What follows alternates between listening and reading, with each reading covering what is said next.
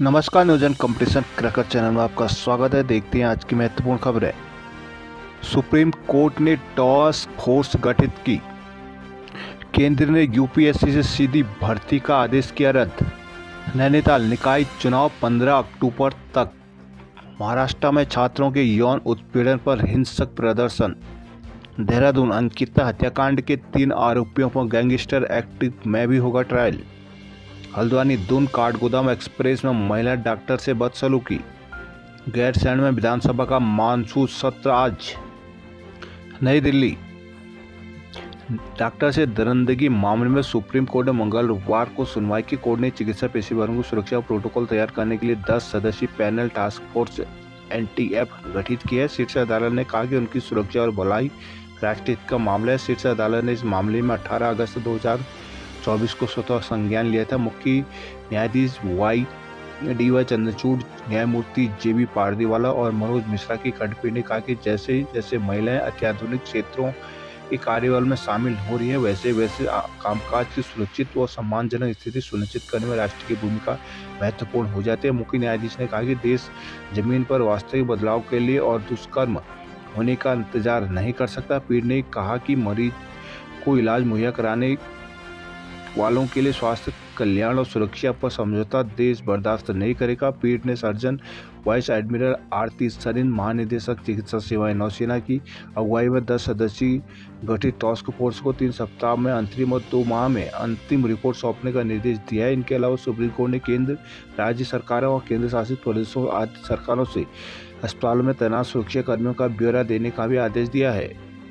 नैनीताल उत्तराखंड में निकाय चुनाव 25 अक्टूबर तक करा लिए जाएंगे। प्रदेश के अपर सचिव शहरी विकास नितिन सिंह भदौरिया ने यह जानकारी मंगलवार को हाईकोर्ट में दी। इस मामले से संबंधित जनहित याचिकाओं पर मुख्य न्यायाधीश न्यायमूर्ति ऋतु बहारी और न्यायमूर्ति राकेश अप्रियाल की खंडपीठ में सुनवाई हुई। कोर्ट ने राज्य सरकार से पूर्व के आदेश से अनुपालन में निकाय चुनाव के कार्यक्रम के संबंध में जानकारी मांगी थी। पूर्व में कोर्ट ने सरकार से बताने को कहा था कि प्रदेश में कब तक राज्य निर्वाचन आयुक्त की नियुक्ति कर ली जाएगी और निकाय चुनाव कब तक संपन्न करा लिए जाएंगे। मंगलवार को अपर सचिव शहरी विकास नितिन भदौरिया कोर्ट में पेश हुए। उन्होंने कोर्ट को अवगत कराया कि इस माह के अंतिम सप्ताह या सितंबर पहले सप्ताह में राज्य निर्वाचन आयुक्त की नियुक्ति हो जाएगी। राज्य सरकार की ओर से महाधिवक्ता SN बाबुलकर ने कोर्ट को अवगत कराया कि लोकसभा चुनाव होने की वजह से राज्य में तय समय के भीतर निकाय चुनाव नहीं हो पाए थे, क्योंकि राज्य का प्रशासन लोकसभा चुनाव से जुटा था। इस बात मानसून प्रशासन को राहत व बचाव कार्य में जुटना पड़ा है। ऐसी परिस्थिति में राज्य निकाय चुनाव कराने में सक्षम नहीं था।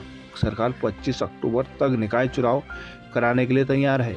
Dehradun gangster special court Dehradun ने अंकिता भंडारी हत्याकांड में आरोपी पुलकित आर्य, सौरभ भास्कर और अंकित उर्फ पुलकित गुप्ता वो आरोप तय कर लिए हैं। आरोप है कि उन्होंने मिलकर एक संगठित गिरोह बनाया जो उत्तराखंड के विभिन्न क्षेत्रों में आपराधिक गतिविधियां करता था। स्पेशल गैंगस्टर एक्ट के जज मेहरचंद कौशिवा की कोर्ट में तीनों आरोपियों के खिलाफ ट्रायल चलेगा। आरोपी तय करने को लेकर न्यायालय में मंगलवार को अभियोजन की ओर से जिला शासकीय अधिवक्ता पंकज राय और बचाव पक्ष से अधिवक्ता रजत दुआ ने तर्क रखे।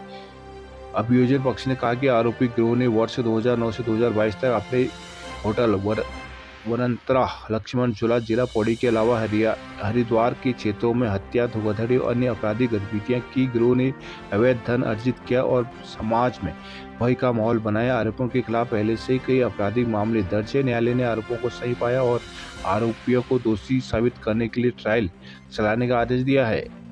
नई दिल्ली केंद्र सरकार ने सीधी भर्ती मामले में कदम पीछे खींचते हुए संघ लोक सेवा आयोग UPSC को इससे संबंधित विज्ञापन वापस लेने का निर्देश दिया है। इसके बाद विज्ञापन रद्द करने का आदेश आनंद फानन में जारी हो गया है। प्रधानमंत्री नरेंद्र मोदी के सामाजिक न्याय के सिद्धांत के लिए प्रतिबद्धता का हवाला देते हुए संबंध में एक पत्र कार्मिक मामलों के मंत्री जितेंद्र सिंह ने UPSC को लिखा था। माना जा रहा है कि अब इस संबंध में आरक्षण के नियमों के तहत नई नियुक्तियां की जा सकती है। UPSC ने 17 अगस्त को लैटरल एंट्री के जरिए 45 संयुक्त सचिवों, निर्देशकों, उप सचिवों भर्ती के लिए अधिसूचना जारी की थी।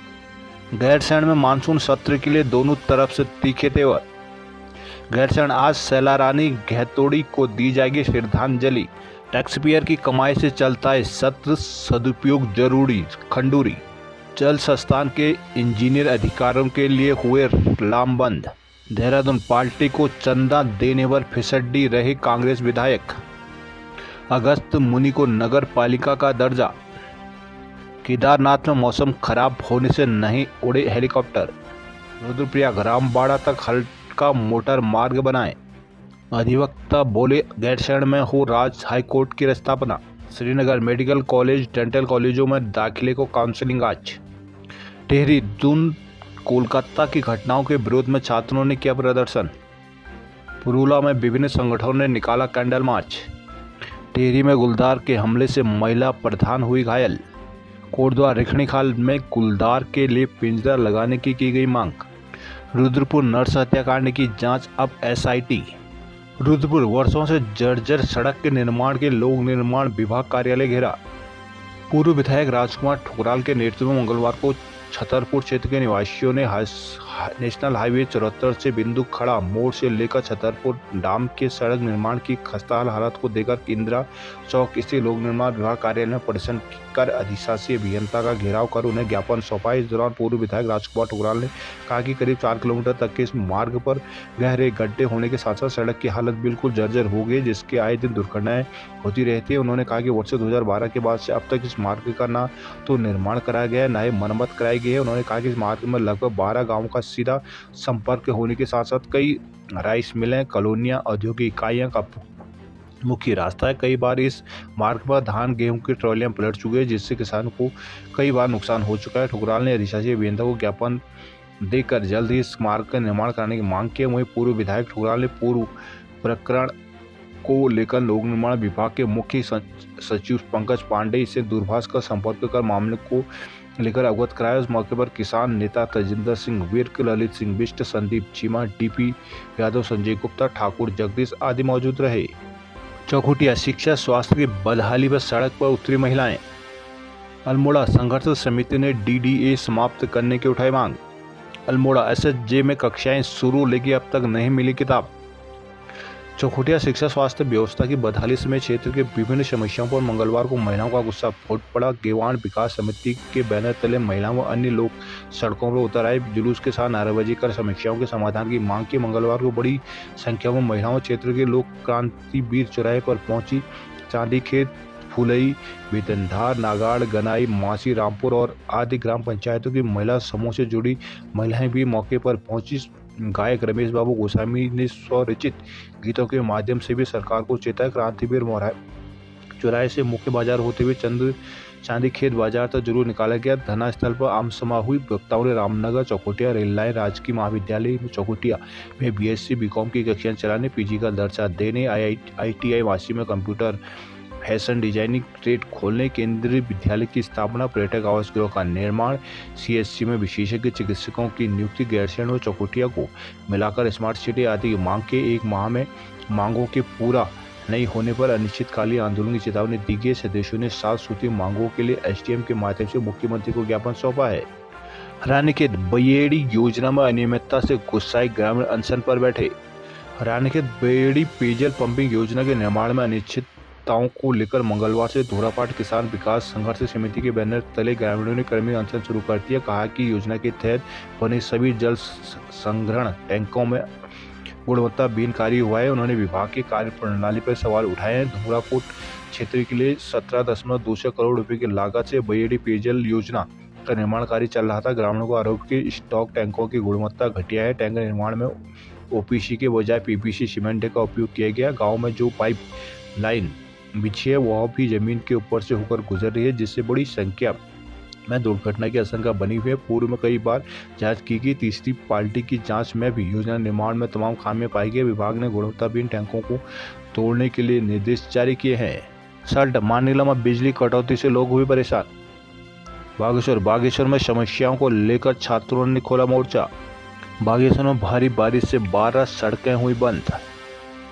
बागेश्वर जिले में बारिश का दौर जारी है। मंगलवार को कपकोट में 160 mm बारिश रिकॉर्ड की गई। नदी गधेरे उफान पर आ गए। हिमालय गांव में जगह जगह भूस्खलन हुआ। सड़कों पर गधेले उलट आए हैं, जिससे घंटों यातायात बाधित रहा। सड़क स्कूल के बच्चों को दिक्कत में उन्हें अवकाश की सूचना देने से देर से मिली। तेज वर्षा के कारण और लोग भयभीत हो गए। बिजली, पानी, संचार, सड़क आदि सेवाएं प्रभावित रही है। मौसम विभाग के अलर्ट के बाद जिला प्रशासन मंगलवार की सुबह हरकत में आया। जिला आपदा विभाग ने इंटरनेट मीडिया के माध्यम से 1 से लेकर 12वीं तक स्कूल तथा आंगनबाड़ी केंद्र बंद करने का ऐलान किया था। दूरवर्ती विद्यालयों को जाने वाले शिक्षक स्कूल का रुख कर चुके थे। बच्चे भी स्कूलों को जाने की तैयारी कर रहे थे, कुछ निकल भी गए थे, जिसने उनकी फजीहत हुई। कांडा पड़ाव में वर्षा से पेयजल लाइनें ध्वस्त हो गई, जिससे क्षेत्र में पेयजल संकट बना हुआ है। जीजीआईसी का रास्ता भूस्खलन की चपेट में आ गया, जिससे सड़क आदि को भी खतरा बना हुआ है। सड़क का पानी घरों में घुस गया, मकान ढलाने पर होने से लोग परेशान हो गए।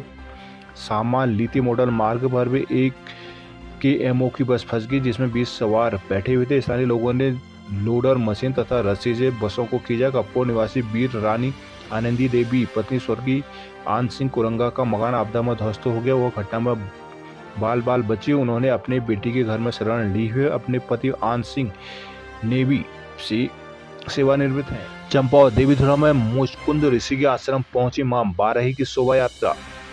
देवीधुरा में बकवाल के दूसरे दिन मां वज्र बाराही का शोभा यात्रा डोला निकाला गया। यात्रा से पूर्व आंखों पर पट्टी बांधकर मां बाराही की मूर्ति को स्नान कराया गया। इस दौरान शोभा यात्रा में श्रद्धालुओं की भीड़ उमड़ी। देवीधुरा में मंगलवार को परंपरा अनुसार मां बाराही की शोभा यात्रा निकाली गई। पीठाचार्य कीर्ति बल्लभ जोशी, पुरोहित गिरिजा प्रसाद जोशी ने बाराही की विशेष पूजा अर्चना संपन्न कराई। इसके बाद जमन सिंह बांगड़, पूरन सिंह बांगड़ ने पूजा अर्चना के बाद आंखों पर काली पट्टी बांधकर ताम्र पट्टिका में विराजमान मां वज्र बाराही, मां सरस्वती, मां काली की मूर्ति को स्नान कराया। मां चारों खामों के मुखियाओं की मौजूदगी में बैरक ग्राम निवासी हर सिंह मेहरा को मूर्तियां सौंपी गई। इसके बाद नंदगिरों से मां वज्र बाराही की शोभा यात्रा मुचकुंद ऋषि आश्रम तो निकाली गई। मुचकुंद ऋषि आश्रम की परिक्रमा करने के पश्चात हर सिंह मेहरा की गोद में माता की मूर्ति को विराजमान कराया गया। मुचकुंद ऋषि आश्रम से वापस आने के बाद खोलिया खाड़ दुबाचौड़ मैदान में सिलिंग चौवाड़ी से माता की मूर्ति पान सिंह बिष्ट को सौंपी गई। पान सिंह ने पुनः वज्र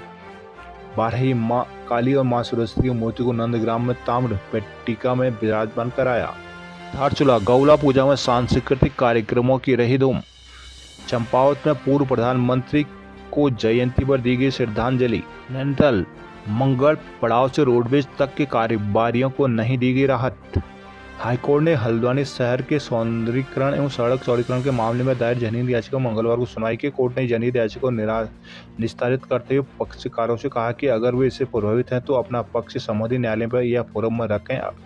सुनवाई मुख्य न्यायाधीश न्यायमूर्ति ऋतु बहारी और न्यायमूर्ति राकेश हपयाल की खंडपीठ में हुई। हल्द्वानी का नया सवेरा सोसाइटी ने जनहित याचिका दायर कर कहा था शहर के सौंदर्यीकरण की यह कार्रवाई पिछले 29 दिसंबर से शुरू की गई। याचिका में आरोप लगा था कि इसके तहत हल्द्वानी में अतिक्रमण हटाने और सड़क चौड़ीकरण का काम ठीक से नहीं किया जा रहा है, जिससे प्रशासन ने महज खानापूर्ति की है, जिसे मंगल पड़ाव से रोडवेज बस अड्डे तक जस के तस हाल है। इस वजह से हर जगह पर ट्रैफिक जाम की स्थिति बन रही है, जिससे जाम से जनता को भारी परेशानियों का सामना करना पड़ रहा है। याचिका में कहा गया कि जिला प्रशासन की से सड़क चौड़ीकरण की जद में आ रही सरकारी संपत्तियों को तो हटा दिया गया, लेकिन निजी भूमि में बने होटलों और दुकानदारों को महज नोटिस जारी किए गए। पूर्व में याचिका पर सुनवाई के बाद हाईकोर्ट ने अतिक्रमणकारियों का पक्ष सुनने के लिए डीएम नैनीताल को निर्देश जारी कर निर्णय लेने को कहा था। कोर्ट के आदेश के अनुपालन में डीएम ने संबंधित के प्रार्थना पत्र में सुनवाई के बाद उन्हें निरस्त कर दिया। हल्द्वानी महिला डॉक्टर से दरिंदगी पर एसटीएस में किया गया प्रदर्शन।